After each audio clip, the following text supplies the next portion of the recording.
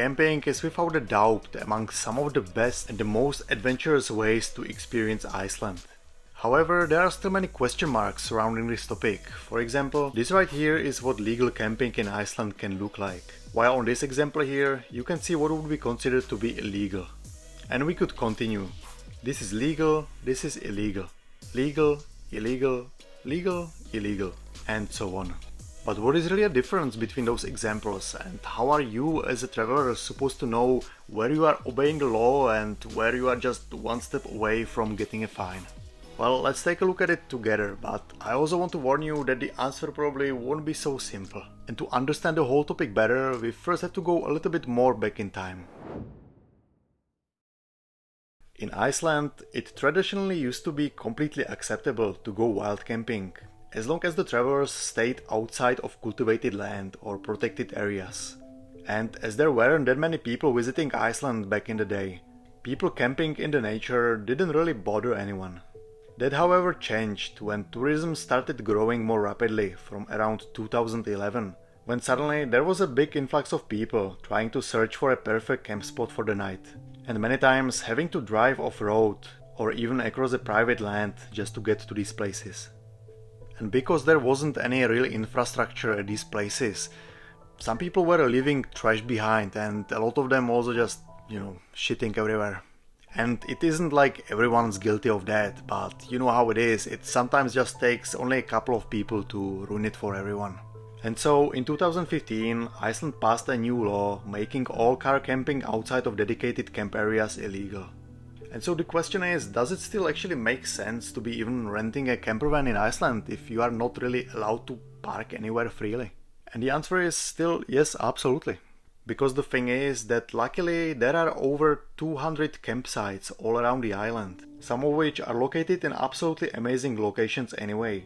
Plus you have all the amenities that you need there. Some of them are of course bigger and can get pretty busy during the summer months, while others still somewhat fly under the radar, and you will often share them only with a couple of other people. But no campsite in Iceland is really the same, and that goes both for how they look but also how well equipped they are. And the prices will differ as well, and you can expect to pay around 1500 to 2500 Icelandic kronas per person per night.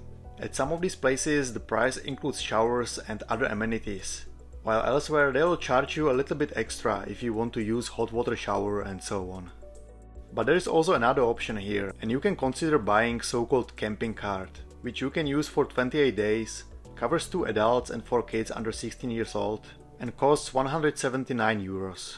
The downside in my opinion is that this card only gives you an access to about 30 campsites around the island. And so from my point of view, I would still rather pay a little bit more and have more flexibility to where I can actually decide to camp and so on.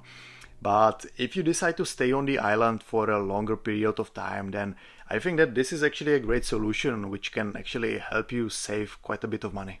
But to come back to the legal side of camping, if you are planning to travel around Iceland in camper van or even in the car with a rooftop tent, unfortunately, unless you get a permission from a landowner, you are not legally allowed to wild camp anywhere.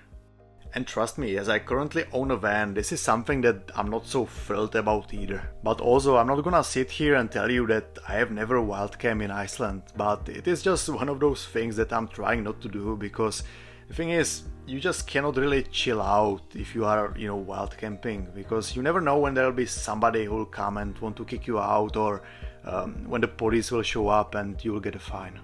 And also, most of the rental companies here have all kinds of different stickers and logos on their cars, making it very obvious that you are a tourist. Which personally, I think that this actually doubles your chance of getting into a trouble if, let's say, you were to park outside of the camping area, because honestly, some of the locals can get much more easily triggered if they see that this is in fact tourists camping on their land. But how is it with the tents? And this is where things get very confusing. Because if I understand everything correctly, then the new law that came in effect in 2015 didn't really affect those who want to camp in the tent so much. But that also doesn't mean that you are allowed to pitch your tent anywhere. Those camping in a tent still have to follow the rules defined in Chapter 3, Article 20 and 21 in the Nature Conservation Act, which was passed in year 1999. And I'm not gonna go through all of it, and I'll link it in the description of the video for those of you who are interested. But just in a nutshell, what it says here is that you are allowed to camp on uncultivated land, both private or public, if you follow these rules. There is no camping ground nearby, you don't have more than 3 tents, you are not camping near a farm or residence, you are only staying for 1 night, and there are no signs anywhere forbidding you from camping in the area. And so that kind of make it seem like wild camping in a tent shouldn't be that much of a problem after all, right? Well, don't get too excited. Iceland, especially the coastal areas and basically around the whole ring road, there is literally a private farmland everywhere. And the borders aren't always clearly defined either. Plus, there are almost no trees here in Iceland, which means that there is really nowhere for you to hide. And therefore, if an owner of the land happens to be driving around and sees you pitching the tent on his land, even though it might appear to be in the middle of nowhere and on uncultivated land, the law isn't so well defined here, and I mean, he still has a full right to kick you out if he wants to, which he most likely will. Another part of the problem with wild camping is that there are many natural reserves and protected areas around here. And it is strictly prohibited to camp there even with just a tent. And that's why I would like to encourage everyone who is thinking of coming to Iceland with the tent, just try to make the plan so you can always finish your day at the campsite and stay there for the night. Because trust me, wild camping in Iceland, I mean, there is just such a thin line between what is legal, what is illegal, and what will make people simply just angry. And it has a lot to do with the amount of the private land that we have here in Iceland. And I mean, unless you are willing to hike into the middle of the nowhere or maybe high up to the mountains, then you are always risking making some landowner angry. Plus, ideally, you will most likely want to take a hot shower at the end of the day somewhere anyway, so you might as well just stay in the campsite. With that said, I personally go wild camping in a tent from time to time, but that is always after a good research of the area and only when I go trekking into the mountains where I know that I'll be so far away from anything that there is literally no other option for me other than to stay in the tent.